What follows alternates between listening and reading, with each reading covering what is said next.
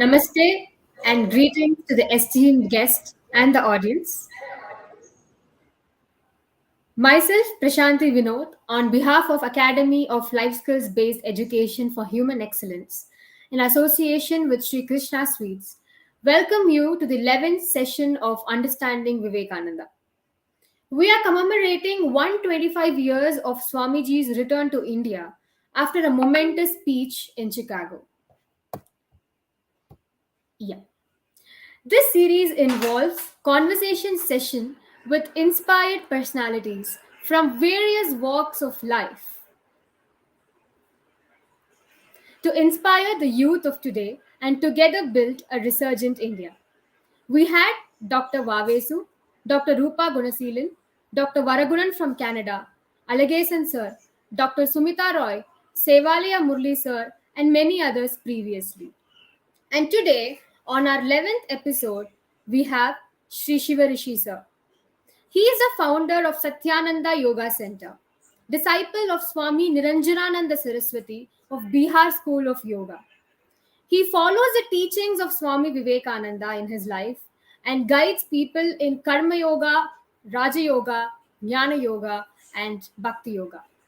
Thank you so much, sir. Namaste. Thank you so much for coming today amidst your busy schedule. We're all so blessed to have you today and get insights from you. At this point of time, we would also like to thank Murli sir for constantly encouraging us and associating with Albi Academy for this conversation series. So before we get into the conversation, sir, we have three students from Shasan Jain College who are joining us with questions, and I also have a lot of questions to ask you today. But before that, would like to hear from you before we enter the conversation series about understanding Vivekananda. Over to you, sir.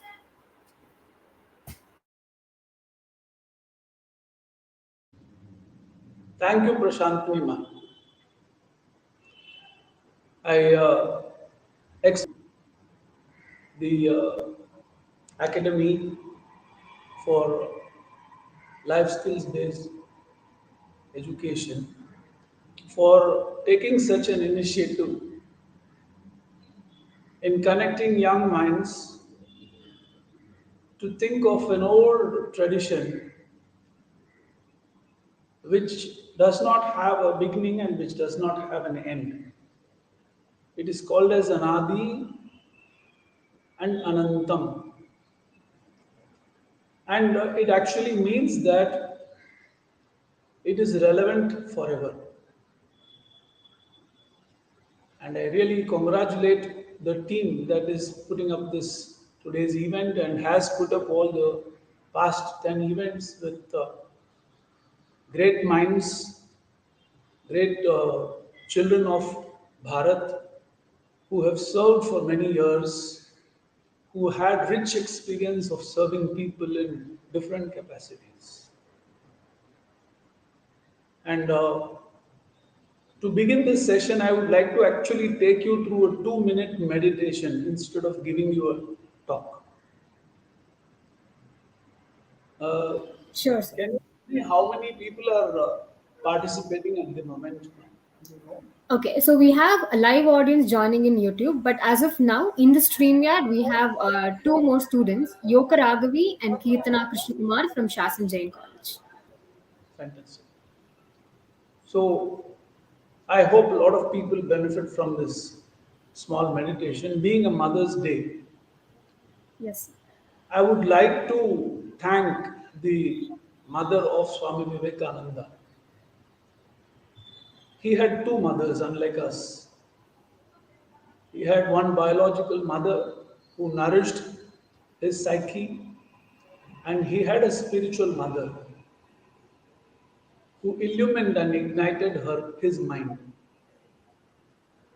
So I would like all of you to go through a simple meditation. It will take about 2 to 3 minutes. I request you to please sit with your eyes closed. Keep your body still and keep your spine straight. So I'm guiding you through a meditation. Please sit with your back straight, eyes closed, body still. Become aware of the whole physical body from the top of the head to the tip of the toes. Observe the whole body mentally.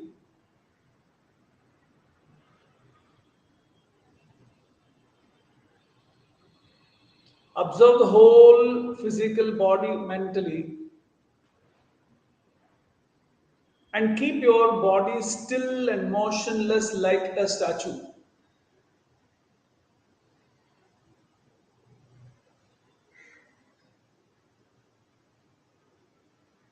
Become aware of the stillness of your body.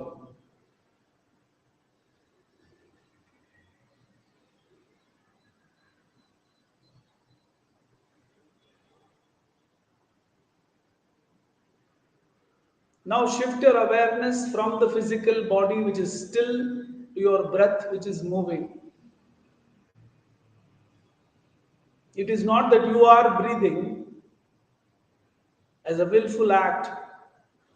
Breath is the blessing of the life of the Lord, happening automatically.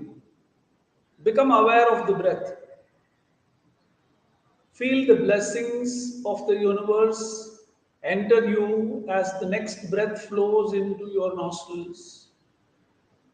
Feel that your body, your mind, your intellect, your emotions, your memories, your inspiration become illumined by this blessing. Feel the whole body becoming charged with the incoming breath. And when breath flows out, feel that all the cares, all the anxieties and worries of the day just getting dissolved in the breath flowing out of you. Feel that you are becoming completely empty, unburdened, silent at the end of the exhalation. Now, bring your awareness from the tip of the nose to the eyebrow center, the point where you smear your kumkumam, the space in between the eyebrows. Mentally visualize the dark space in front of your closed eyes and visualize the beautiful face of your mother. See the beautiful face of your mother who poured all her love for you, who's the single source of nourishment in your life, who gives away herself in nourishing you. Mentally offer pranams to your mother. Pray for her health, her peace,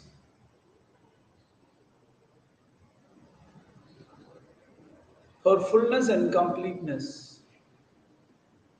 Now visualize the image of your father, the handsome face of the first man who brought you into this world, on whose shoulder you sat and saw the whole of life,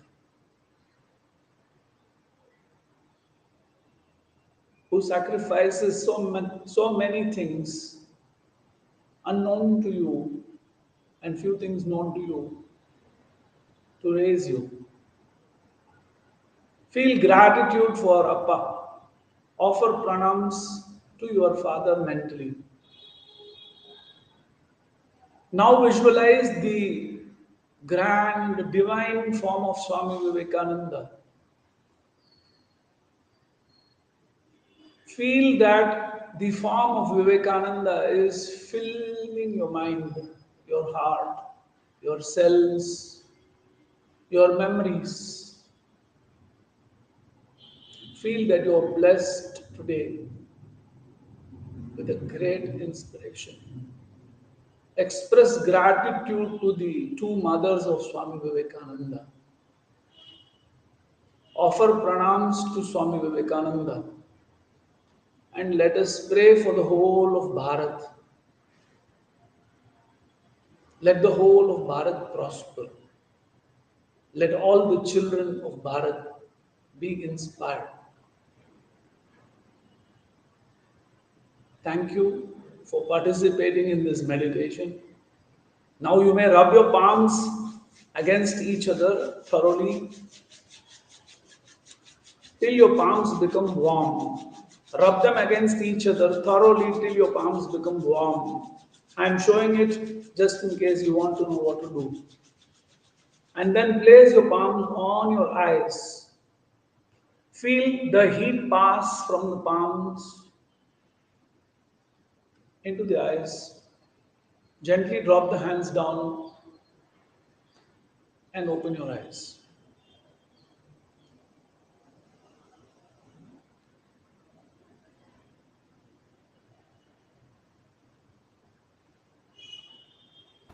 I hope you enjoyed the meditation That was very practice. energetic. Yeah. Shall we go ahead with the program, please? Yes, sir. Sure. So the first question is that can you give some insights on Bihar School of Yoga? Bihar School of Yoga stems from the inspiration that we get from Swami Shivananda Saraswati. You see this picture out here behind me? That is the picture of Swami Shivananda Saraswati. And Swami Shivananda was the founder of the Divine Life Society, which is situated in Rishikesh. He started the Divine Life Society in 1923. And Swami Satyananda met Swami Shivananda in 1943 in Rishikesh. And Swami Satyananda Saraswati lived with his guru, Swami Shivananda, for 12 years as a sannyasin. And he came out of the ashram with the blessings of his guru, traveled all over India as a Parivrajaka. A Parivrajaka is a form of sannyasa where you don't stay in a place more than 3 days. So he traveled by foot all over the nation.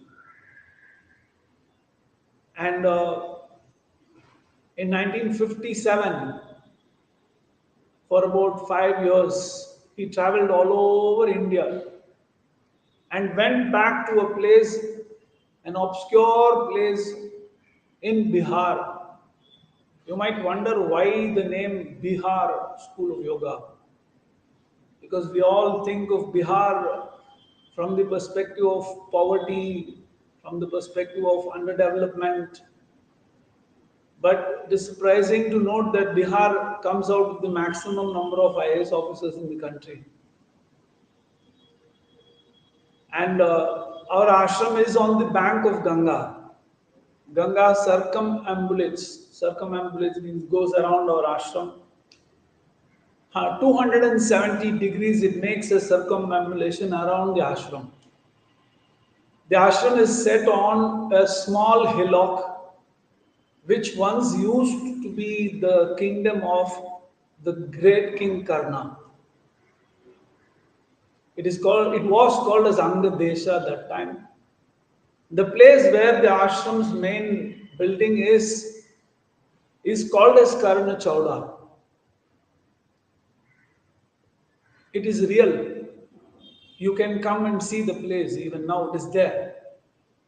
And it is in that place that Karna used to do his meditation on Surya. Because his Ishta Devata was Surya. And after having darshan of Surya, like how you are seeing me and I am seeing you in person, he used to have darshan of Surya. And every day after having darshan, he distributed 100 kilograms of gold to people who came to have his audience. It is from the same Karna Chowda that my Parama Guru Swami Satyananda, he distributed peace of mind to the world. So he used to say, I am also Karna in a way because I distribute what is the need today. People are stressed. People do not know how to deal with their stress, tension. So he distributed yoga from Karna Chowda, from the Bihar School of Yoga headquarters. And he is one of the foremost yogis in the country who introduced yoga to science. Through his initiatives, yoga took a scientific turn. It was introduced in universities in Australia, in Israel, in the Americas, in many parts of Europe. There is not a single country where Swami Satyananda's trained teachers don't teach. My um peers, my colleagues, my guru bhais, I have them in almost 187 countries all over the world, including places like Pakistan, Abu Dhabi, Saudi Arabia, Qatar. I'm consciously naming countries where, in India we have a fatwa against yoga, but in countries like Qatar, they are very open to the beautiful system of yoga. The whole world has spread the uh, red velvet carpet to yoga. When the Prime Minister announced the International Day of Yoga, it was not his success that the UNO nations agreed to it immediately. It became a great success because 50 years before, 70 years before, our Prime Minister wanted to celebrate yoga, rishis like Swami Shivananda and his disciples took yoga and installed the flag of yoga in each and every nook and corner of the world. The people of these countries who have vouched for the International Day of Yoga were already beneficiaries. Such is the grand tradition of Bihar School of Yoga. It was started in the year 1963. If you would like to really know more about Bihar School of Yoga, you can kindly search for it. For want of time, I'm telling this because I can go on and on for almost a year to tell you about my Guru and Guru Parampara. Definitely, sir. In fact, feel like visiting ashram at this point of time when you were telling. So nice. I guess we'll all make it one day. And the second You're most question is welcome to our ashram. definitely, sir. So second question is from Yoga Raghu.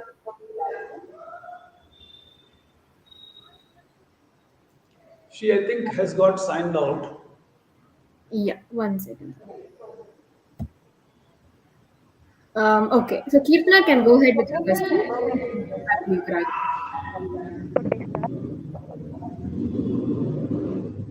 What inspired you to take yoga into the life of cancer patients?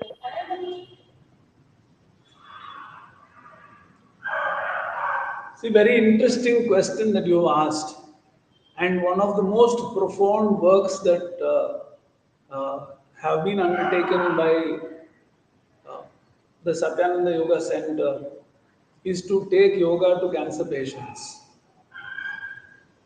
We had the good fortune of offering our seva at the Cancer Institute, Adyar, under the auspices of Dr. Professor Shanta. We had a very good friend, Dr. Sumana Prem Kumar, who was a radiation oncologist, very senior person. She, as a doctor, would recommend to many cancer patients who came to the Adyar Cancer Institute to take to yoga. So it was a routine for her to keep on telling to all her patients because she believed that the disease of cancer is more in the mind than in the body.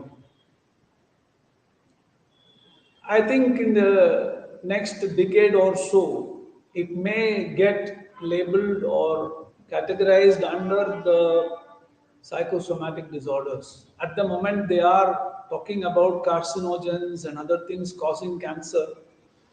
Still, if you go and talk to a real oncologist and ask the question why cancer is coming, they can tell you how it is developing.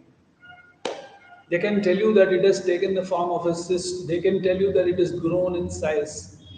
They can tell you that it has now broken the cyst that it has formed, and it has started traveling throughout the body through the lymphatic system, and it is metastating. It is in the third stage. It is in the fourth stage.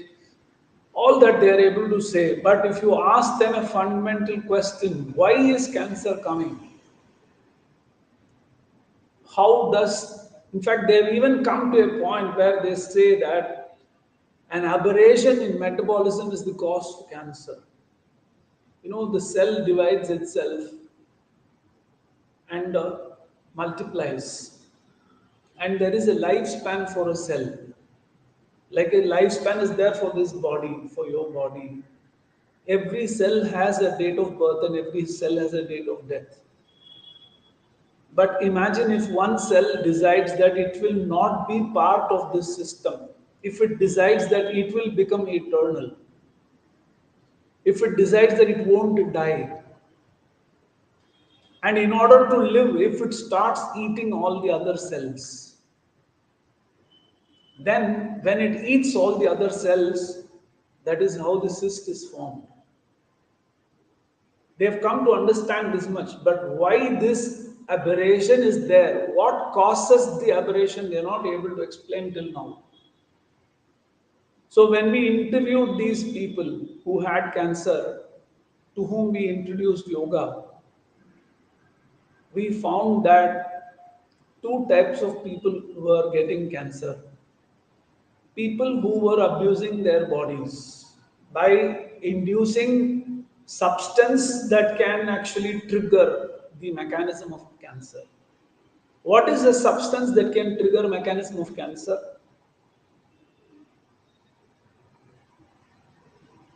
I'm asking you a question, Kirtana ji. Sir, likewise, edible What product what do you or think can be a substance? Huh? what we are eating.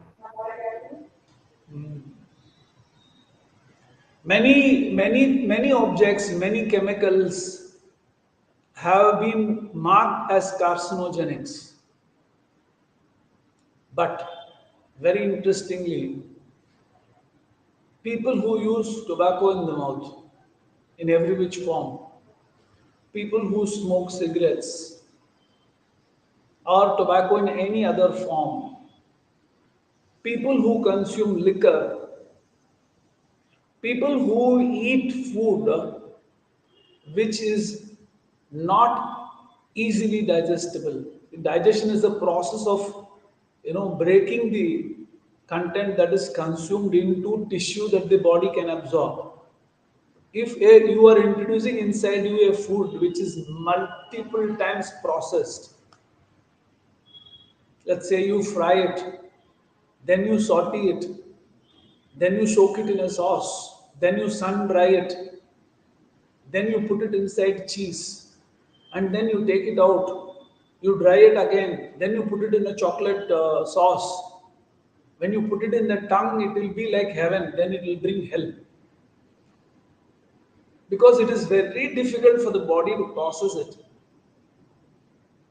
The body gets killed. You know why?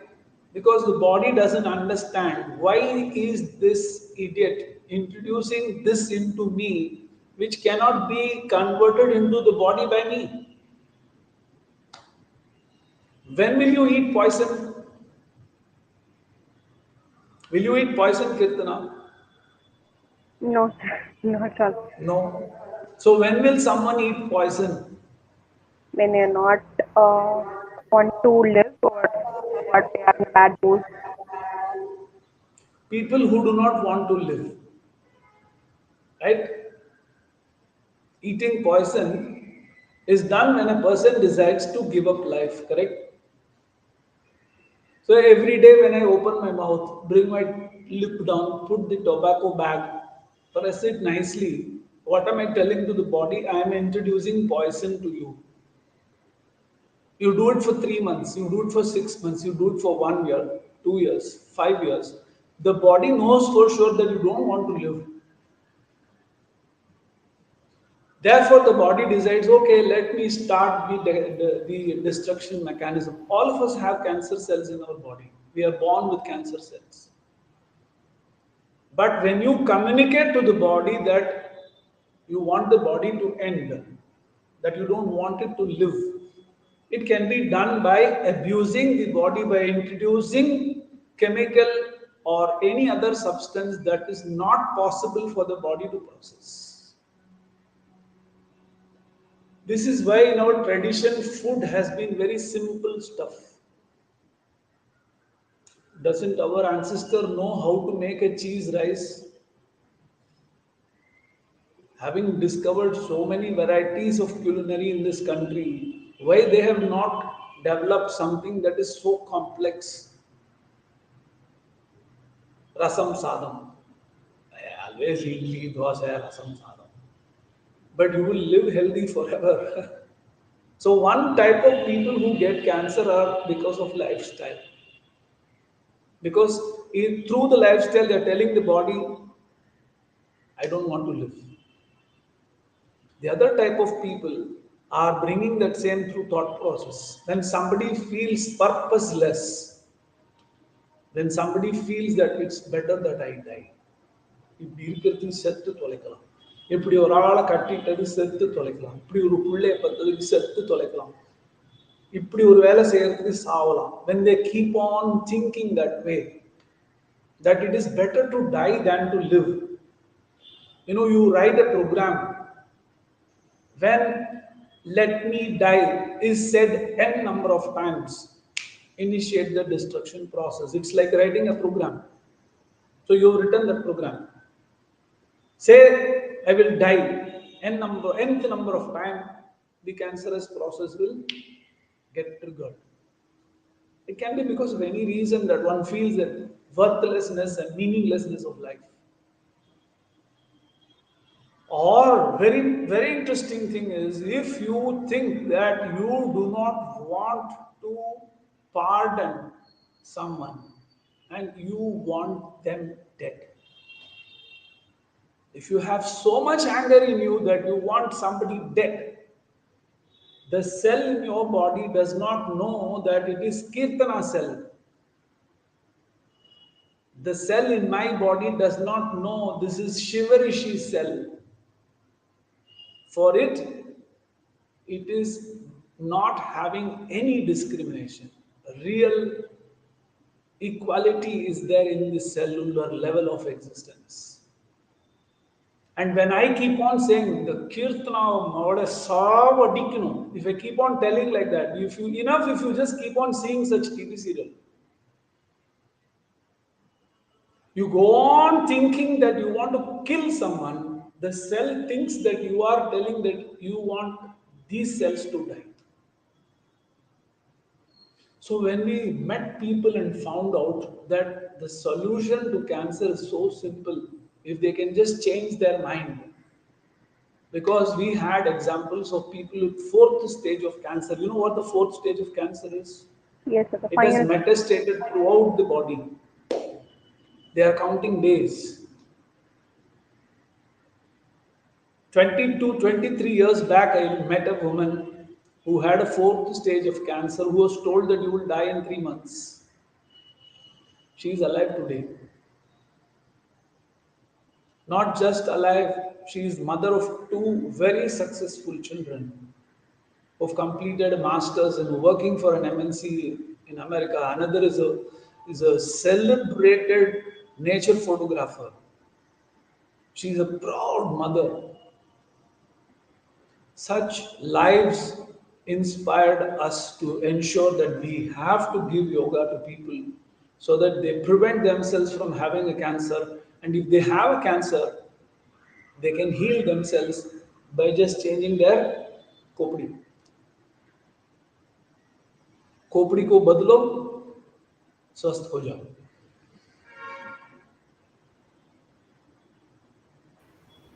Right, so it's more of that mental stability that we need at the time of cancer. And it's less of what is happening inside, but more of what we think and what we feel at that point of time. That's it. Right. So we move on to our next question. Gopinath, can you connect? Yeah. So you can ask the third question. So, good evening, sir. And my question is, Good evening. can you tell us about your childhood journey and what impact does it have on your today, sir? Can you repeat your question, please? Can you tell us about your childhood journey, sir? And what impact does it have on you today, On your today's life, sir? today's life, Yeah. my childhood, and how what impact it has on today's life. Is that what you're Yes. asking? Fantastic. In a person's life, three relationships are very important. One is the relationship with mother. One has to have a respectful, loving relationship of gratitude with mother.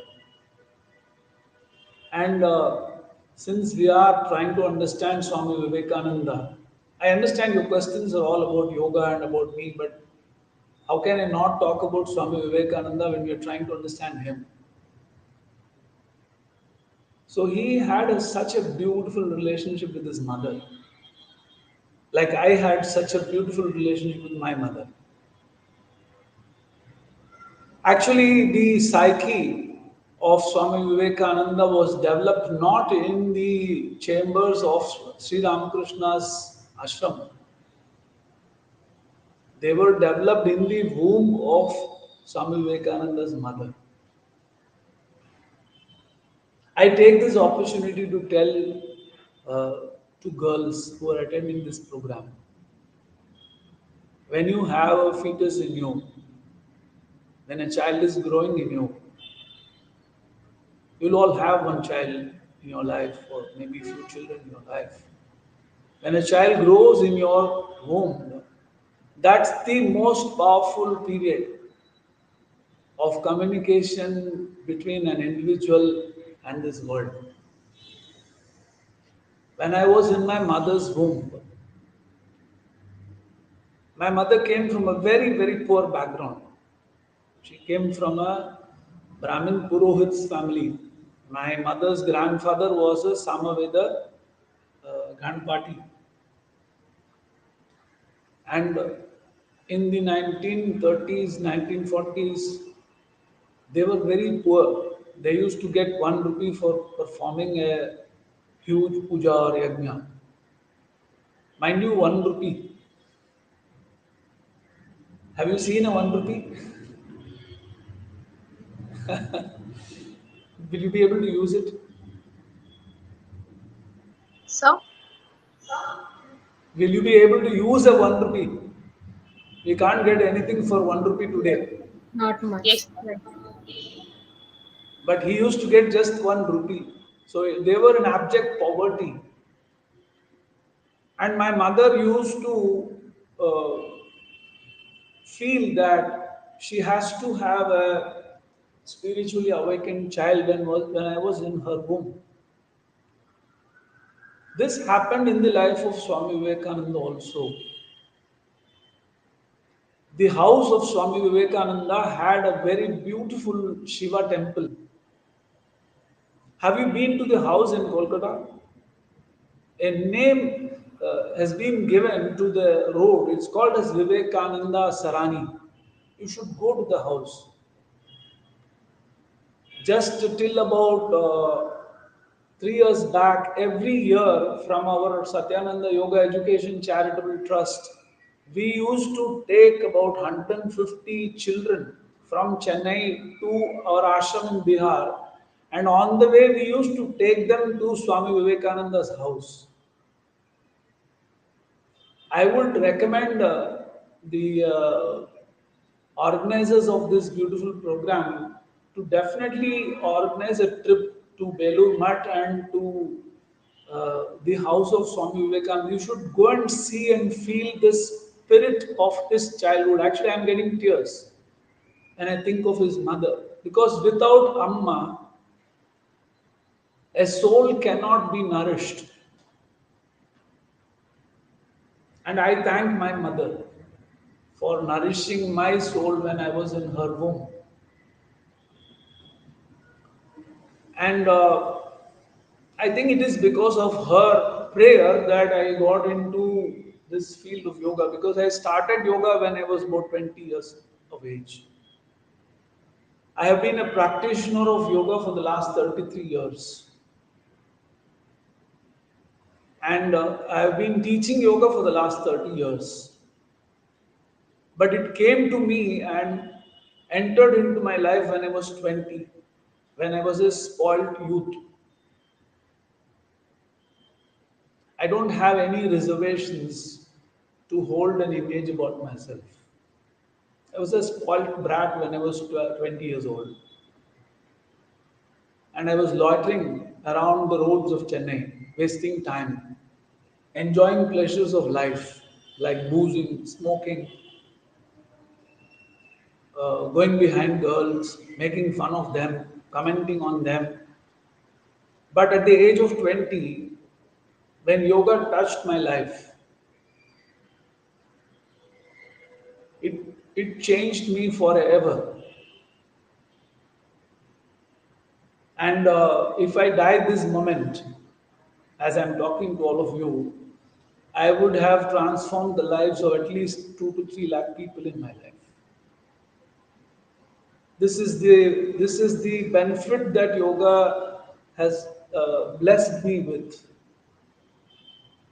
So it is a completely life transforming experience, because you give appointment to the prime minister, you give appointment to a CEO of a company, you give appointment to a celebrity, you give appointment to a cinema star, you give appointment to sports heroes. Do you give appointment to yourself? Have you met yourself? That's all life skills education is about. You are the nucleus and fulcrum of life skill.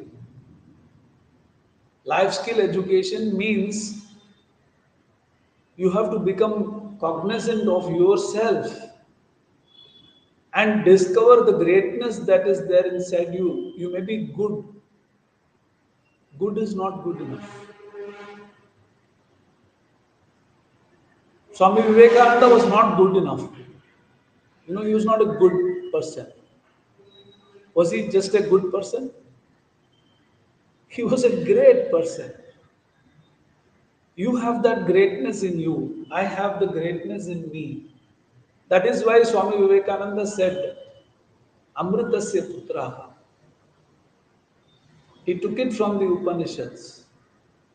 O Amritasya putraha, uttishtata, jagrata. When I actually say these words, I feel a great amount of energy surging through my spine and horripilate me throughout. Because I sit very close to the Vivekananda Memorial. Our center is near Triplicane in the beach, and I can feel his meditation from here. So, if you really want to be great, if you don't want to settle to be just good,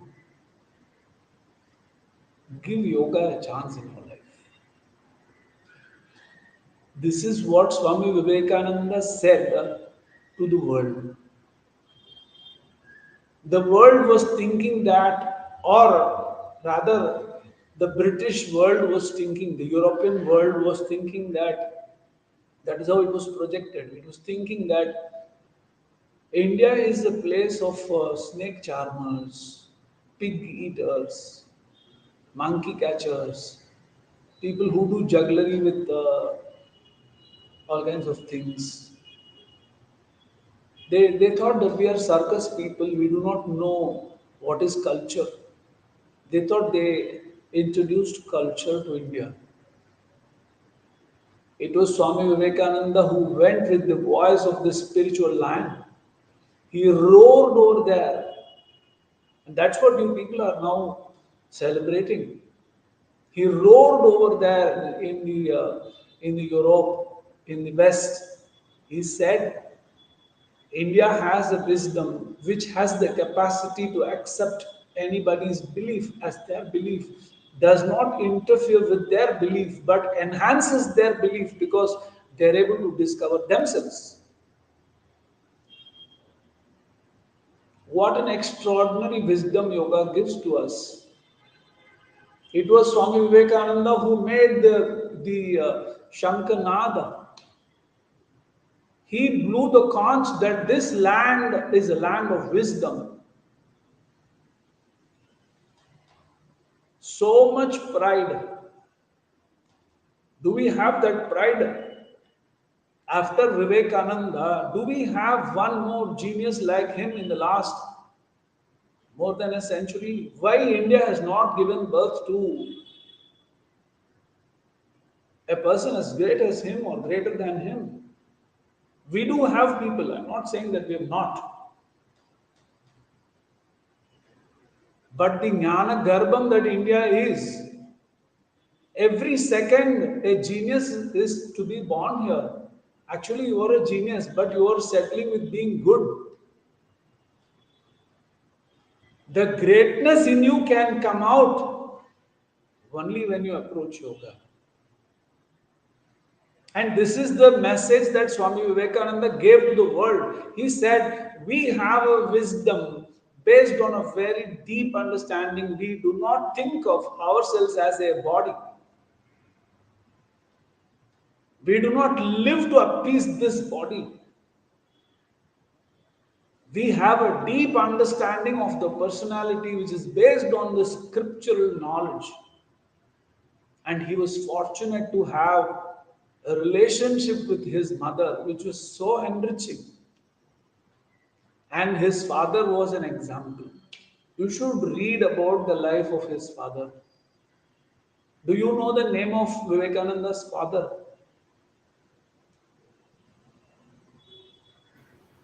Sri Vishwanath Datta.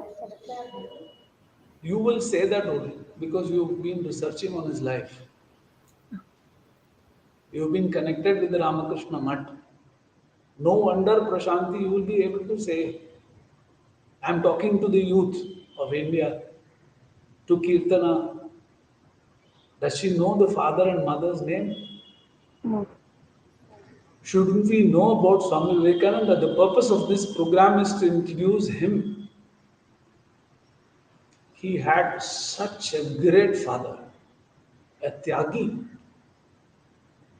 But for the spirit of selflessness of his father, but for the spiritual fervor, the rich spiritual environment of his mother's heart, Swami Vivekananda wouldn't have been able to reach to such a great guru.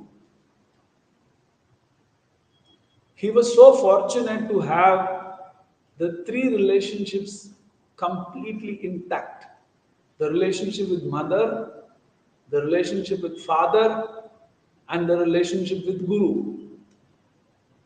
So you ask me what I had in my childhood, I had all the three, all of them. I share some things with Swami Vivekananda. I'm also fortunate. I'm not great like him now, but I'm sure I'll be like him in my life. Because that's my aspiration. That should be all our aspiration. We have to become great. This is the message he gives to us.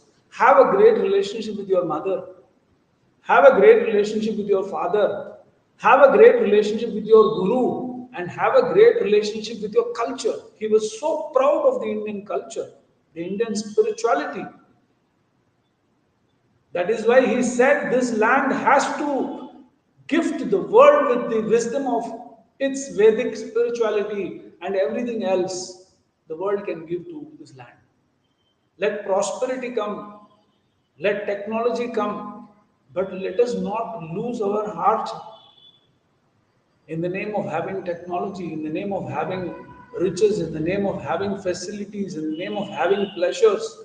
Let us not lose our spirituality, because that is the very core why you're born in India. And to the youth, this is my request. Love your mother, love your father, adore both of them. You may have differences with them. They may not be savvy with an internet application, doesn't mean that they are dumb. For a second, don't think that your parents are not as intelligent as your professor is or as somebody else is. They have 25, 30 years of rich living experience. Your grandfather, grandmother may not be able to operate a cell phone the way that you or your younger brother might be able to. Doesn't mean that they are a waste. In them you have a living wisdom. This is what I learned as a child. And yoga entered my life when I was 20 years old. So many of you are around 20 plus or minus. I'm very thankful to the organizers of the program to give a platform to appeal to the youth. Give yoga a chance. Don't be just good, become great. Definitely, so that's so inspiring. In fact, this is inspiring me to start yoga again tomorrow because, sir, in fact, this is one of my questions. Like sometimes we think like every new year, I think I should start yoga from tomorrow, and I'll do it for some 2 3 months. After that, pay or a gap. Marabu, I have to refresh and I should do. Like, why is it like the mind is not stable at all? So how do we? Because we do yoga to control and stability, but sometimes we're losing that. So how do we maintain that stability through? How do I motivate myself to? Uh, if you can give some tips to all the youngsters who watch. Fantastic, very beautiful. It's a very interesting discussion that we are having. We are not sticking to a fixed agenda, and we are very dynamic today. And I'm very happy that you are being very open and you are asking extempore something from this discussion. You are actually coming out and asking.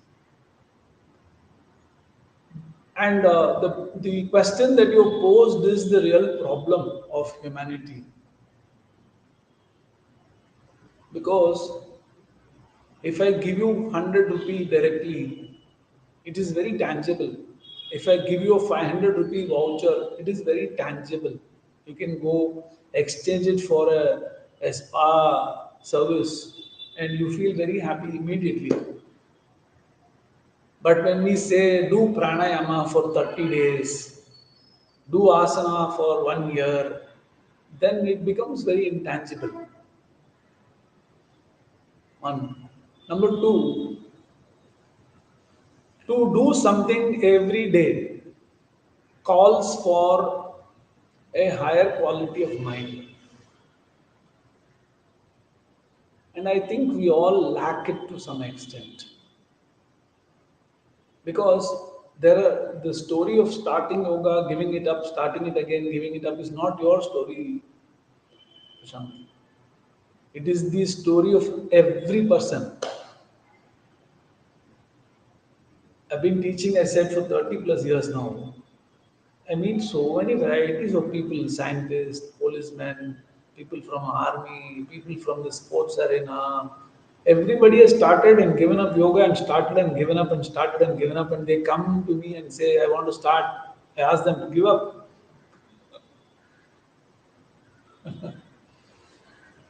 The problem is, two types of problems are there. One is when we like something, we go gaga about it. We tell immediately. We take a video of ourselves doing some postures, and then we say, "Wow, this was a great yoga. I had bliss, ananda, dig dig dig like that," and all. We put posts.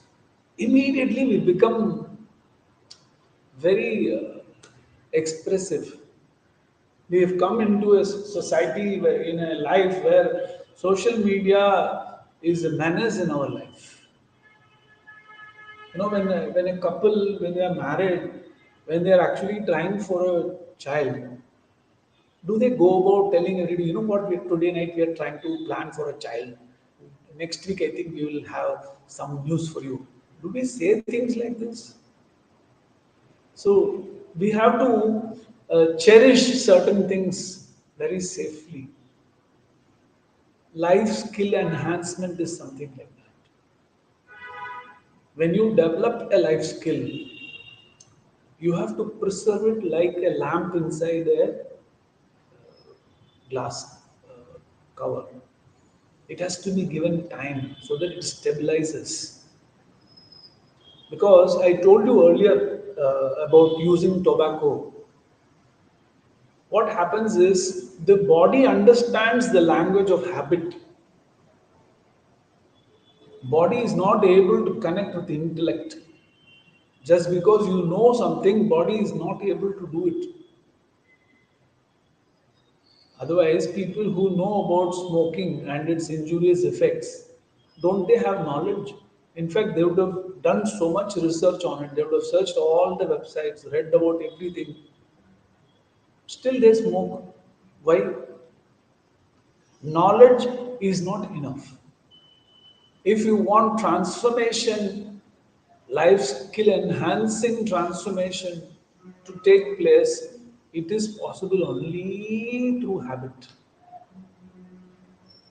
And for a habit to form, you need the support of the brain, you need the support of your neurons, you need the support of your mind, you need the support of all the tissues with which you are made of. And how will they know that you give importance to it? How will your body know that you give importance to something? There are a lot of people who drink coffee. They need a coffee. It's not like I don't mind having a coffee. It's not like that. If it's a Saturday evening and the coffee powder is over, they'll go mad. Sunday, no shop will be there. What will I do? Without coffee, what will I do? Without coffee, what will I? They worry. I know people who drive 2-3 kilometers, have a coffee and go back and then say, Abada. What come? Does the cup of coffee call you, Prashanti? Come, drink me. Is it calling you? Then why people are so compelled to do that? Because of habit. Habits. Yeah. But how does the habit form? When you repeat it again and again and again and again and again and again for 21 days, then the brain, the nerves, the muscles, the bone, the mind, all of them know. That is why it is not enough if you have knowledge. You have to have self discipline. See, we all have a problem with the word discipline, right? Okay, when I use the word discipline and I tell you, tell me what image comes in your mind. What image will come in your mind? Kirtana? Discipline is one of form of respect, showing respect. Some teachers standing with a stick, or your mother standing with a hand on the hip, Father saying, is Kirtana! Correct? my We father always is think that discipline means it is imposed. Unfortunately, that is not the way it works. Whatever you voluntarily follow is called discipline. That's called tapasya. What is tapasya? What is the difference between suffering and tapasya? When you voluntarily agree to suffer, it is called tapasya. Correct, no? If you're put inside one room and told today, whole day, you can't speak to anyone. All the doors, everything is locked, windows are locked, Wi-Fi is switched off, your device is pulled away from you. How will you feel by the end of the day?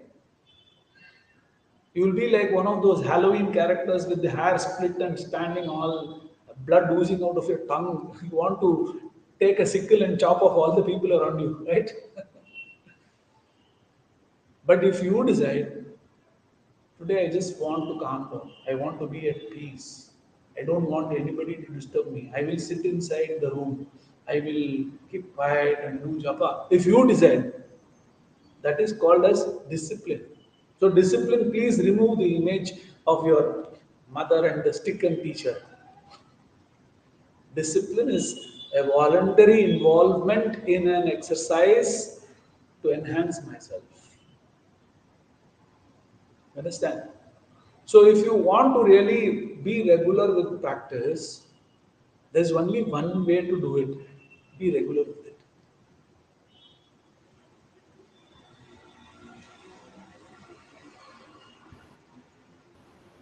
Right, sir.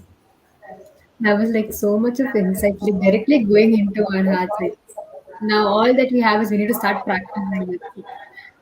Uh, Kirtana, you can go ahead with your question. So, can we take two more questions, or we can wind up with one question? I have all the time, I just didn't want to take your time for granted. Yes, sir. Kirtana, you can go ahead with your question. Yes, I have a very simple question. How do we include yoga in our day-to-day life, sir? See, when you buy a new cell phone, hmm, if it falls down, what happens to you? My heart You will break. freak out, right? No, you freak out. You say, "Ah, my God, it fell down!" You make a ruckus about it. You take it, you put it in a hand. You take that velvet cloth that they have given you along with the phone. You wipe it in all the, if possible, in 720 directions, degrees. You will wipe it. Now tell me, where is your cell phone?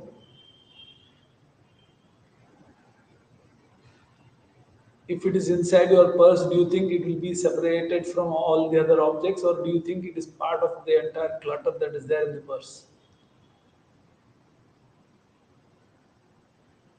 Huh? How enthusiastic are we about a new dress and the same dress after a year? How enthusiastic are we about a new thing that we have purchased, and when it becomes a used object after 3 weeks or 10 weeks? Do you see the attitude change? We have a problem with anything that we like. When we like something, we become excited and we give over importance to it, and we tell everybody the first thing. If you start yoga, the first thing you will do is you will call your best friend and say, hey, உனக்கு தெரியுமாடி நான் இன்னைக்கு பண்ணேன், எப்படி தெரியுமா இருந்தது, அப்படியே heart எல்லாம் slow ஆச்சு, அப்படியே ப்ரீதிங் எல்லாம் ஸ்லோ ஆச்சு, அப்படியே மைண்ட் எல்லாம் காம் ஆச்சு, நீ பண்ணிடி, இப்பதான் நீ உருப்பிடுவ. First thing you will do is you will advise someone in your excitement. Correct? Haven't you done it? It is your good nature, because anything that you enjoy, you want to share with your loved people. I'm not saying that that is wrong, but what I'm saying is, instead of becoming over enthusiastic, in Tamil we have a beautiful word for it. It's called arva kodaru. Instead of becoming over enthusiastic about it, if you become very practical and prudent, you will give only 15 minutes time for practice. When you become over enthusiastic, what do you say? You tell your friends, don't call me, I'm in a yoga time. Your mother says, please bring me a packet of milk. You say, Amma, don't you know I am doing yoga?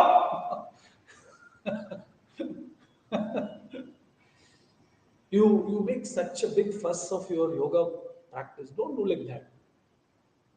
Find a time where nobody will need you. You already know many such times where nobody needs you. Will your appa sit with you the whole day and ask you, Kirtana, tell me something? After you told something, will he ask you again, Kirtana, tell me something? After you said 5 things, will he sit and again ask you, Kirtana, tell me something? No, right? He has to go away because he is busy with his own things. So that everybody will leave you, right? You will find a 10 minutes window period where nobody wants you. Friends don't want you, teachers don't want you, nobody wants you. That is the time when you give appointment to yourself. Please give appointment to yourself. Kirtana, Yes, please sir. give appointment to yourself. And don't make that appointment like Prime Minister appointment.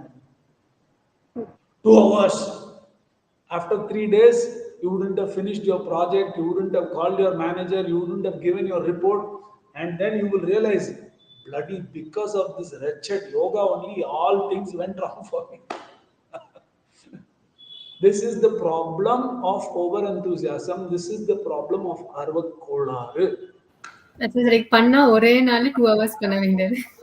Continue பண்ணாம அப்படியே 2 hours பண்ண உடனே அப்படியே சமாதி ஆகிட்டான்.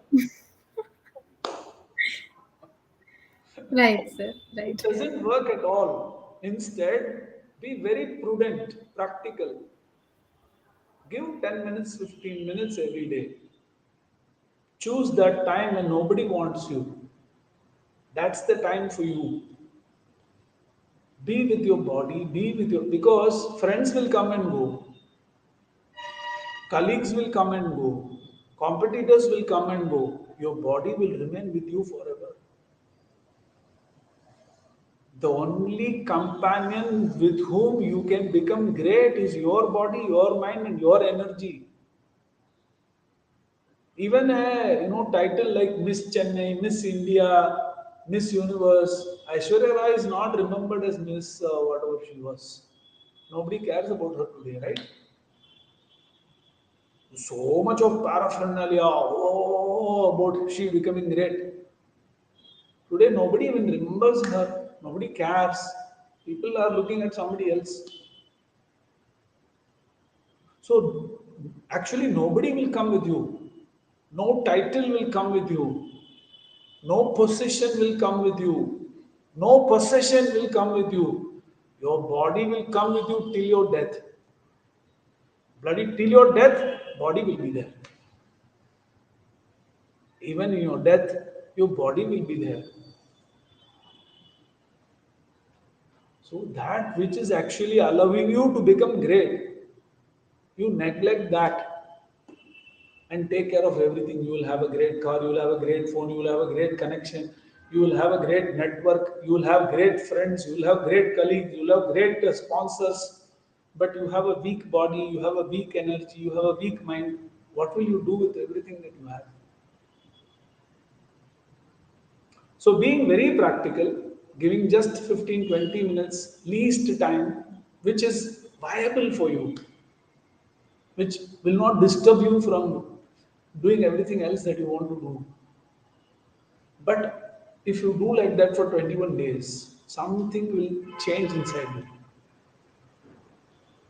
Something will change. You'll become flexible, or you'll become stronger, or you'll have better energy, or you'll have better thoughts, or you'll be more creative. What will manifest as a positive side in you when you start yoga will depend on your own personality. So when you experience it, then you will have conviction and you will say, I think I can give 5 more minutes time. When you have a very nice roti and sabji, will you eat one and say, I always eat only one? Or do you say, I don't mind one more? But if somebody thrusts 4 more rotis and say, you have to eat this, it's very good for health, how do you feel? So when you yourself feel I can give 5 more minutes, nothing in the world can stop you. Because it comes out of your own conviction. So you have to start, be practical, be prudent and regular. Do it for 3 months, 6 months, 1 year, whatever duration. The second major problem people have is they fix a goal. They decide that my waist will become zero size in 5 days. I will do 108 rounds Surya Namaskar every day. What will come? Heart attack only will come. Or spondylitis only will come. And immediately they will say yoga is very bad. Especially, sir, in this time of social media and all the reels and all, they're like literally hyping people to do more, lose weight, do 108 times. I was recently looking at a video where a person is doing 108 times daily for around 108 days and he's losing around 20 kgs or something. I don't know. So like, people are becoming See, crazy. that these things come because people believe that it is fashionable.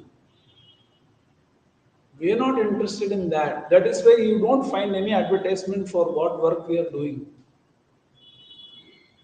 If people ask us, we facilitate. If people don't ask us, we are happy with ourselves. That is the approach of a great tradition.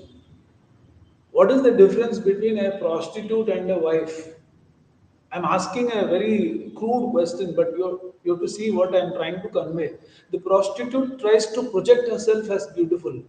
The wife is beautiful. She will not try to convince the husband, see how I am beautiful, how I am beautiful. There is no need for her to do that. So, a great tradition will not try to convince you. It doesn't have the compulsion to have you so that it is great. No. It is you who have to approach it with receptivity, with humility, with a lot of earnestness to learn and grow. So the commitment is from you that is going to help you. If you are able to follow these few things that I have said, being very practical, understanding that it is a need for you. Can we do a small test, Kirtana? And even Prashanti, can we do a small test to check whether you really need yoga? Can you stand up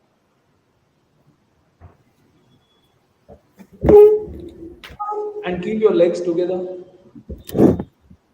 You can even switch off the video if you don't want to. Yes, You sir. can put it on after you come back and sit.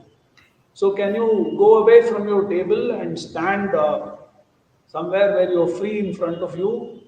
Bring your legs together. Yes, sir. Raise both your hands above your head. Nicely stretch your hand. Bend forward and place your palms on the floor.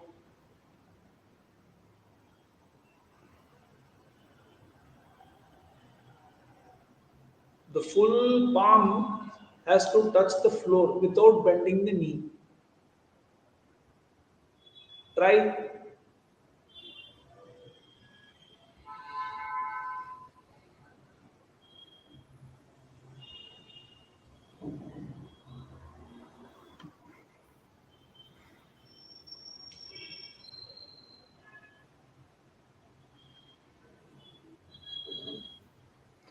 And then you can come back and sit.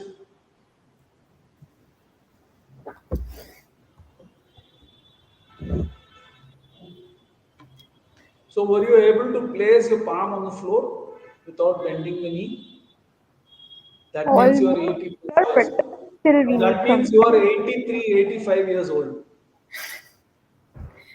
Yeah, Now tell me whether you need yoga or not. absolutely, yes. And it is not difficult. Many people think yoga means you have to lift the leg up and then put it on the neck. Because otherwise, people think that yoga means you should have disease. Because any TV program, YouTube program, they ask you, do you have diabetes? Do this yoga. Do you have a headache? Do this yoga. Do you have backache? Do this yoga. You have heart problem? Do this yoga. Many people think that you have to have disease to do yoga. Or many people think that you have to become sannyasi, sadhu. Exactly. Right. No. I always say, it's a Tamil sentence. I have to say it in Tamil, so I will say it in Tamil. Sure. I will give the privilege of translating it to English to Kirtana. Okay? Yaar yoga pannanum? This is the question. And the answer is, யாருக்கெல்லாம் உடம்பு இருக்கோ யாருக்கெல்லாம் உயிர் இருக்கோ, யாரெல்லாம் உருப்படணும்னு நினைக்கிறாங்களோ அவங்களாம் யோகா பண்ணணும். I have translated, sir. You don't have to, but you can try if you want. Third point is fine, sir. So I hope everybody understand it. Yeah. Who should practice yoga? Anyone who has a body, And like anyone who is alive, anyone who wishes to prosper in life. Whether you are Christian, Muslim, whether you are atheist, non-atheist, whether you are agnostic, European, Australian, Eurasian, whoever you are, if you have a body, if you have life in the body, and if you wish to prosper, you better do yoga and be very practical about it. Then you will be able to do it daily. Then you will be able to bring it into your daily life. Day-to-day life. And you did something now. When you bend forward, you might have found that there are certain parts of the body which are paining or stretches there. Those places where you felt that it is very tight and stretch is happening, you have dead cells in those places. That is why I said you are 83 years old.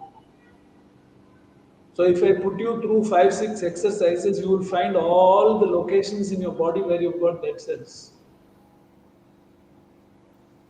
If you do these practices, the number of dead cells, the number of cells that are dying will come to practically a nil. Number of fresh, healthy cells that are continuously generated will increase and will be there for longer duration.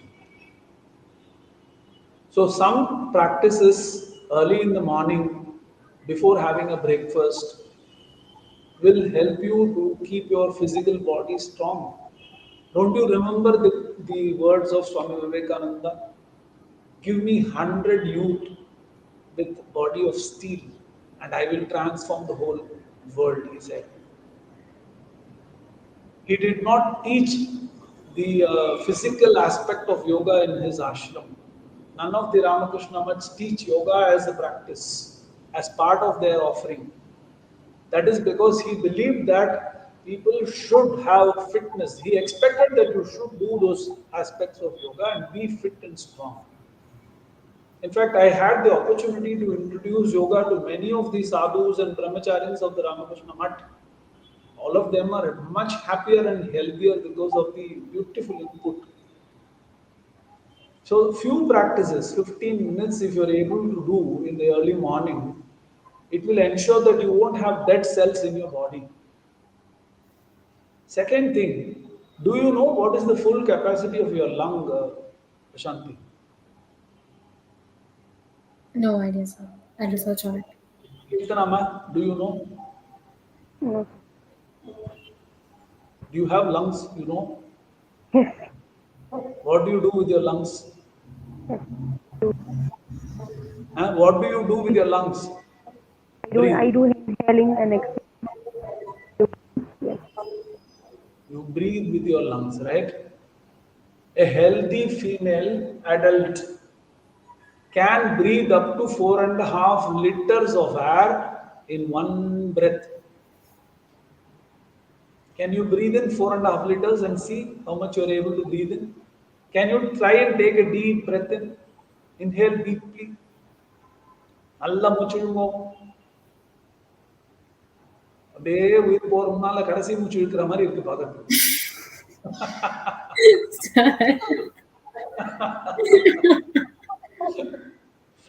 Because you're using this portion of your lung. When I ask you to breathe, you're doing like this. ICU-ல இந்த சுவாமிஜி ஐசியூல படுத்து இருக்காரு, மூச்சு இழுத்து விட்டுருக்காரு, கடைசி மூச்சு போறது அப்படிதான் இருக்கு இப்ப என்ன பார்த்தா.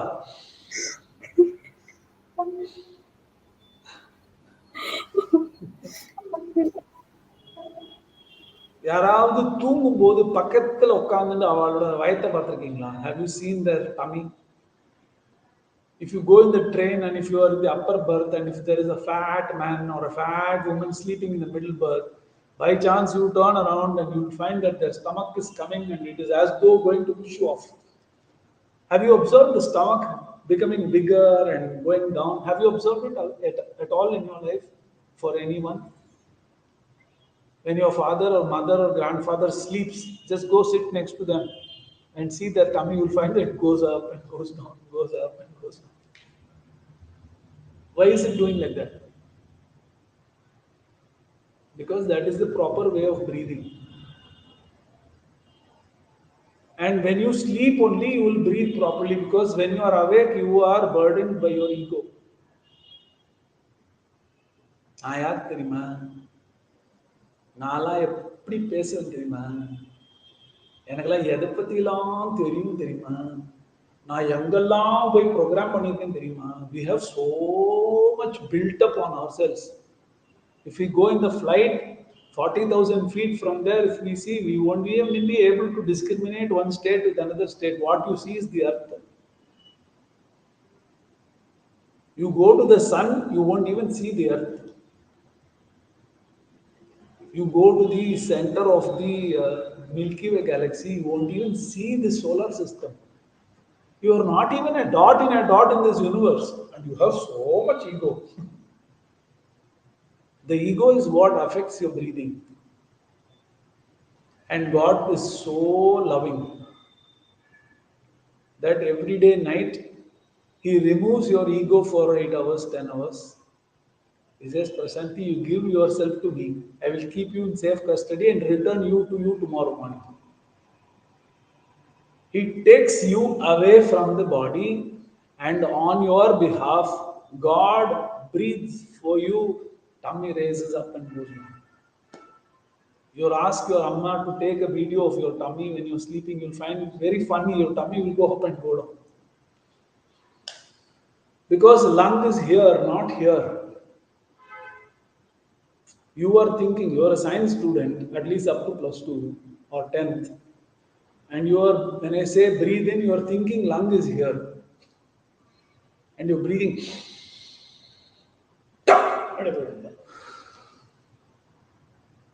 You're supposed to breathe into the lung which is over here. So if you do 5 minutes of breathing in a day, how many minutes? 5 minutes of breathing in a day. You have a sure shot of becoming great. Yeah. How do you think Swami Vivekananda was an Ekasantagrahi? You know what an Ekasantagrahi is? You tell him one thing one time, he sees one thing one time, enough for him. He will remember it for life. You have the famous experience of him going and borrowing book from the library in California.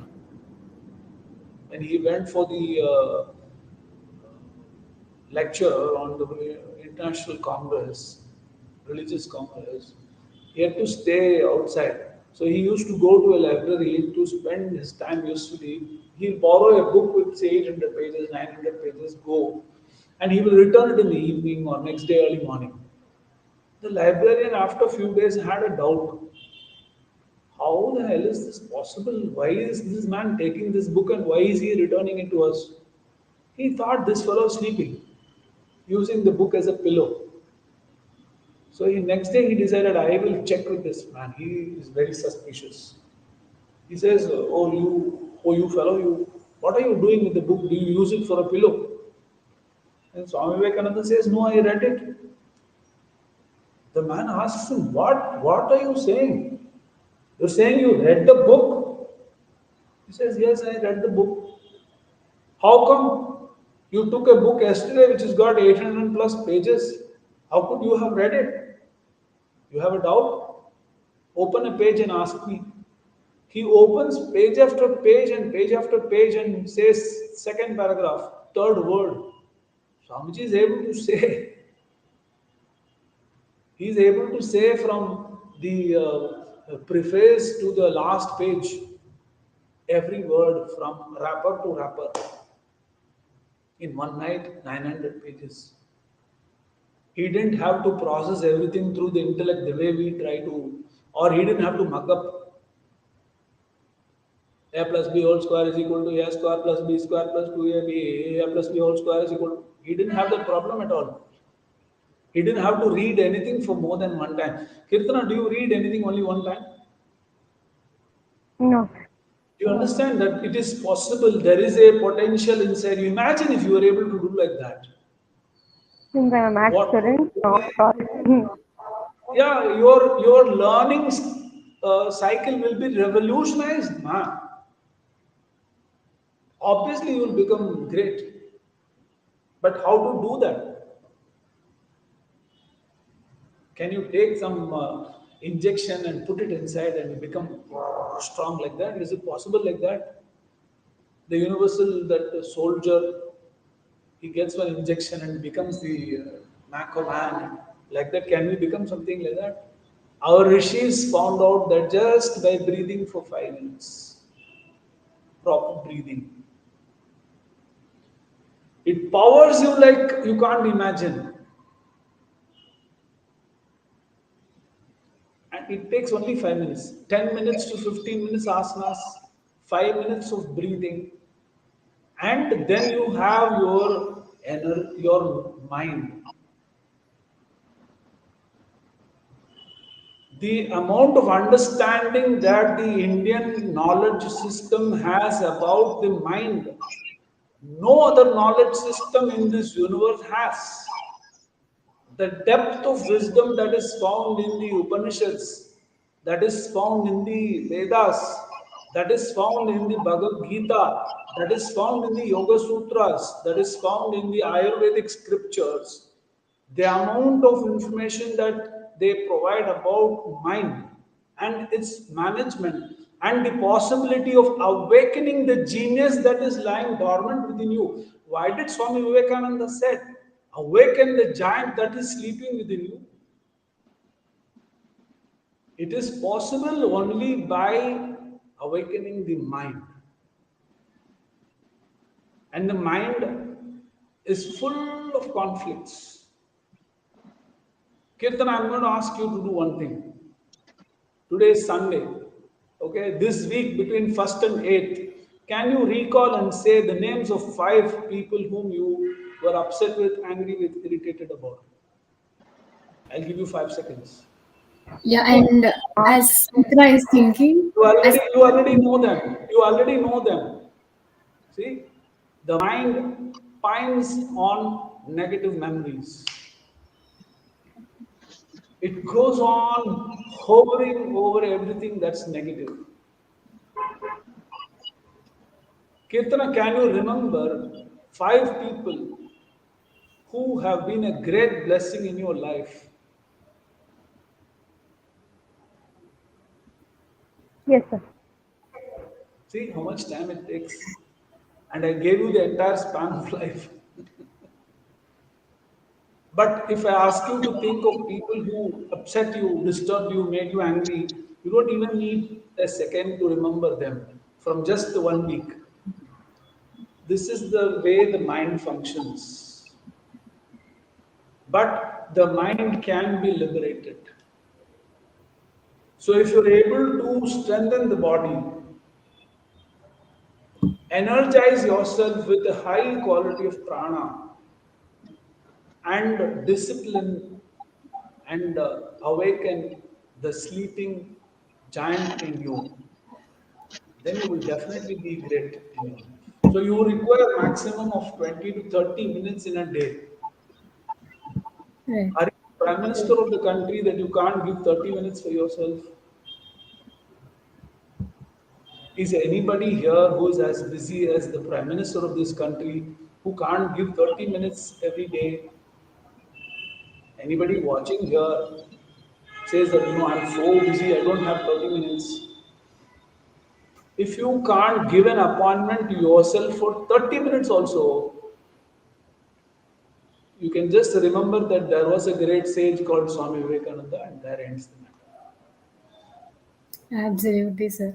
And we're also happy that Murli sir has joined in today. Murli sir, namaste. Thank you so much, sir, for joining in.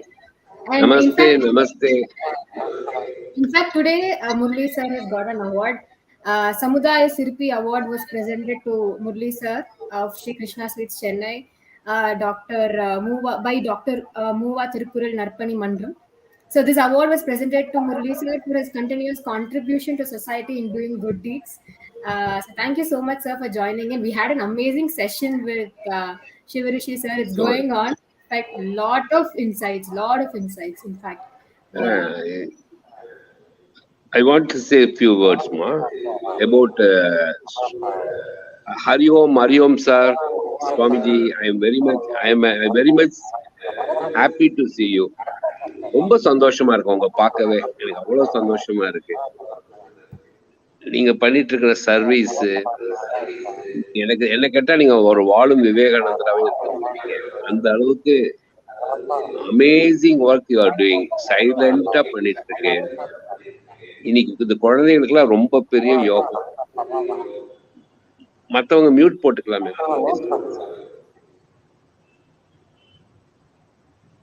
பெரிய யோகம் அவங்களுக்கு நிறைய டேக்கவே கிடைச்சிருக்கும் சுவாமிஜிட்ட வந்து யோகா அப்படிங்கிற ஒரு விஷயம் வந்து அது வந்து ஏதோ உடம்ப வளைச்சுக்கிறது மட்டும் இல்ல அது வந்து நம்ம மனச வந்து வளைச்சு ஸ்ட்ரைட்டா பண்றதுக்குள்ள ஒரு விஷயம்னு நீங்க ரொம்ப அழகா சொல்லிட்டு இருக்கீங்க ரொம்ப சந்தோஷம் மனசுதான் காரணம் அப்படிங்கிறது ரொம்ப பெரிய விஷயம் இந்த செக்ஷன் வந்து அண்டர்ஸ்டாண்டிங் விவேகானந்தா வந்து கிட்டத்தட்ட 11வது வாரமா அது போயிட்டு இருக்கு நிறைய பெரியவங்க வந்து கலந்து நிறைய குழந்தைகளுக்கு நிறைய விஷயங்களை சொல்லி கொடுக்குறாங்க இது ஒரு பெரிய இனிஷியேட்டிவா நான் நினைக்கிறேன் ரொம்ப பெருமையா இருக்கு இதுல வந்து வாரம் நானும் கலந்து பேசுறது இன்னைக்கு பேசுறதுக்கு ஒண்ணுமே இல்லை நீங்க நான் I don't want intrepid between you and Swamiji பெரிய டேக்அவே உங்களுக்கு நீங்க பார்த்துட்டு இருக்கீங்க ஆல் த பெஸ்ட் உங்களுடைய ஆசீர்வாதம் எங்களுக்கு எல்லாத்துக்கும் வேணுங்க நீங்க பண்ற நற்காரியங்களை எங்களையும் கலந்துக்கோங்க நாங்களும் கூட இருக்கோம் எங்களுக்கு நிறைய நல்ல விஷயங்களை சொல்லி கொடுங்க because you are sacrifice lot of time and do lot of things நீங்க ஒரு விஷயம் பண்றீங்கன்னா எவ்வளவு தியாகங்கள் நிறைய உங்களுக்கு இண்டிவிஜுவல் தியாகங்களை நிறைய பண்ணிட்டு தான் ஒரு நிறைய நல்ல விஷயங்கள் பண்ண முடியும் அந்த மாதிரி நீங்க நிறைய நல்ல விஷயங்கள் பண்ணிட்டு இருக்கீங்க என்னோட நமஸ்காரத்தை தெரிவிச்சுக்கிறேன் தேங்க்யூ ரொம்ப சந்தோஷமா I don't want in between நீங்க ப்ரொசீட் பண்ணிக்கோங்க I am also the online thank you sir Before we go on to any other further question, I would express my deepest gratitude to Murliji for the selfless thought that he is inspired with. And I express my gratitude to his mother and father for nourishing such a soul. Having money, there are crores of people having crores of rupees. But to be inspired to do at least one good thing, I mean, not just one good thing is happening, but to have this thought that the sun should not set without Murliji doing at least one good thing. To have such a thought, how great his parents should have been. Like Prahlada, to have a son like Prahlada, how much penance the Dwarpalakas of Mahavishnu would have done to have a son like Prahlada, who got the benefit of this Parsha Maranam. When the nails of Narsimha touched the heart of Hiranyakashipu, he might have been a Rakshasa of the whole life, that's a different thing. But for a son to deliver such a moment to his parents, how great a father, how great a mother, and how great a guru they have all been. Hiranyakashipu and his mother and Narad Maharishi. I am sure Murliji would have had a great mother, a great father, and a great guru in his life. Otherwise, he wouldn't be inspired with such goodness. My only prayer is that he should have a great health and till the last moment of his life, he should have opportunities to do more and more and more and more such blessed activities. And let all the 16 Lakshmis be ever in his heart, in his life. Let all the 16 Lakshmis, the Shodasha Lakshmis, they are called as, all the types of Aishwaryam. It's not money. When he goes to sleep, Nidra Devi will come and make him sleep well. That is an auspiciousness. I sincerely pray that he and his descendants, his children, his children's children, and their children, and their children, and their children, for eternity be blessed with all the auspiciousness that this universe can ever shower upon.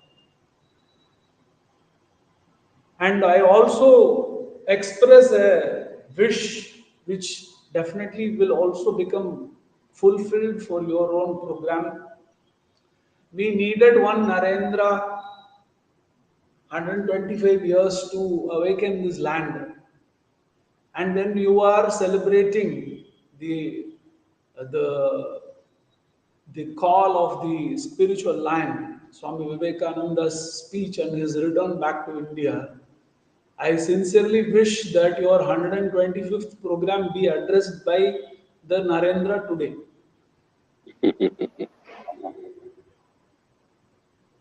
It will be befitting. Definitely, sir. Absolutely. Great தேங்க்யூங்க. உங்களோட ஆசீர்வாதம் எனக்கு ரொம்ப ரொம்ப சக்தியை கொடுக்க போகுது. Today is mother's day. I just wishes all the mothers in the world. அம்மாங்கிறது ரொம்ப பெரிய சக்தி.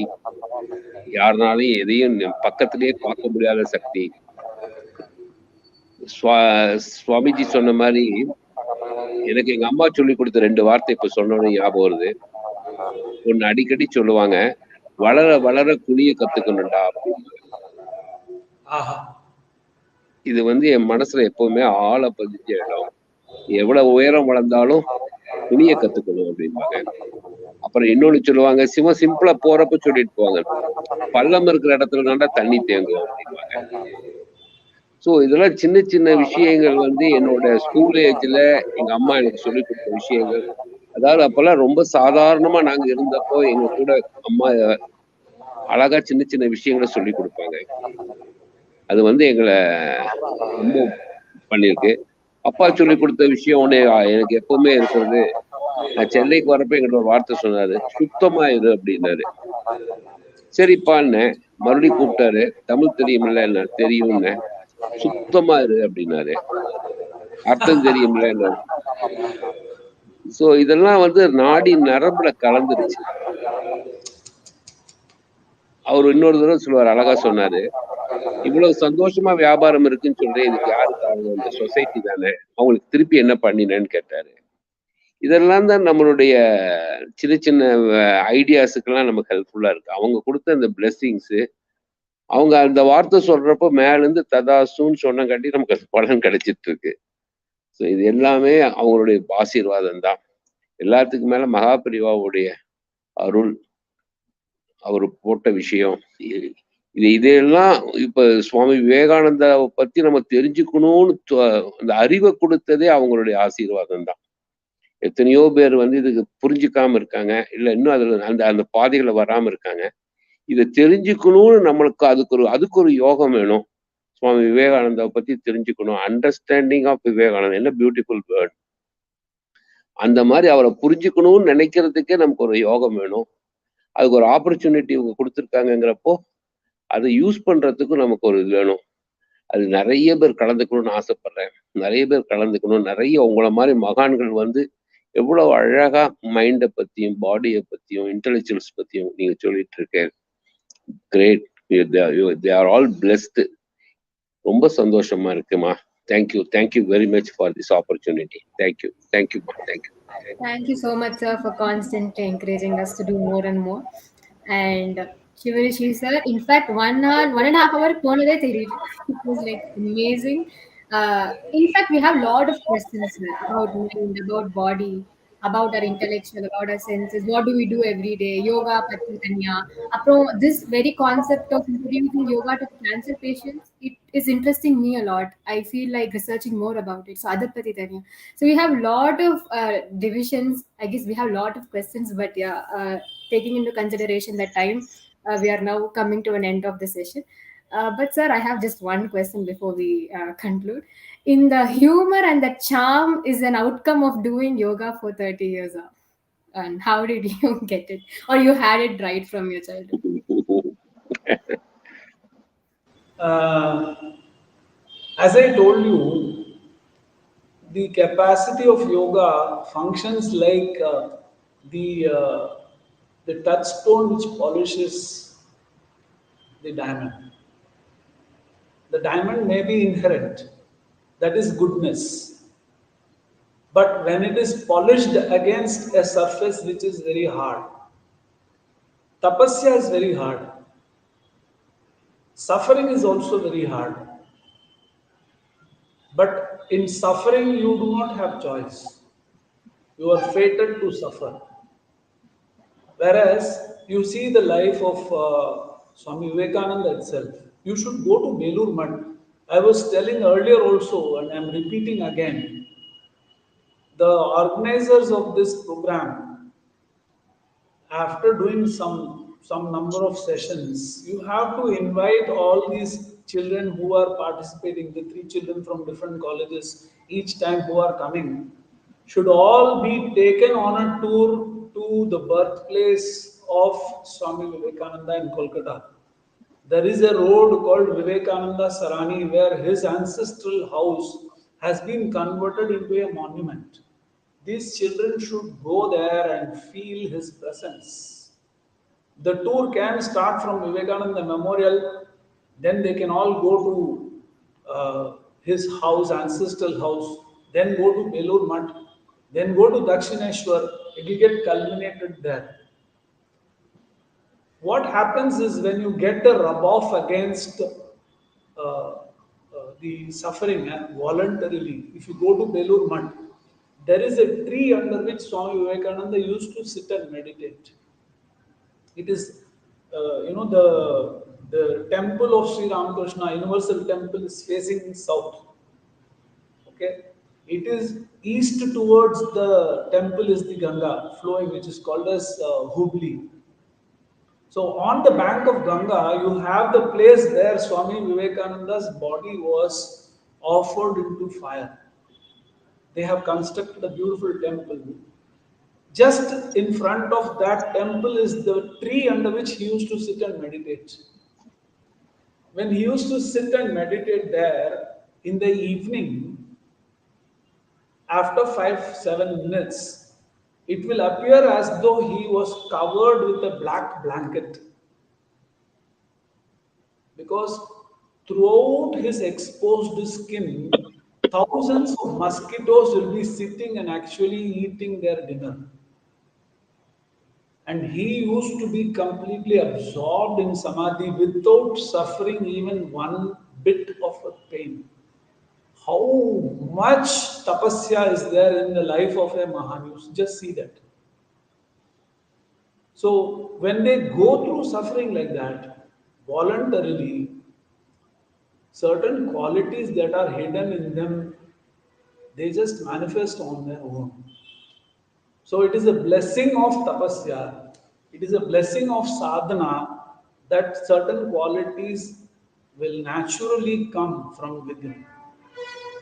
And that becomes a very important and attractive source, because it is in humor that you forget yourself. And when you are laughing, I would say something that will go into your heart. Every question was like so beautifully explained that it directly went to our heart, sir. I can't just wait myself to start doing yoga now. Thank you so much, sir. Especially on Mother's Day, listening about Swamiji, his mother, and showing gratitude to all those strong women out there. We are so blessed to have you, have Murli sir today, and students of Shasan Jain College who joined today. And we would like to thank everyone. And next week, same time on Sunday, we will be meeting up with another guest. Until then, thank you so much. Jai Ram Krishna. Thank you very much. Thank you.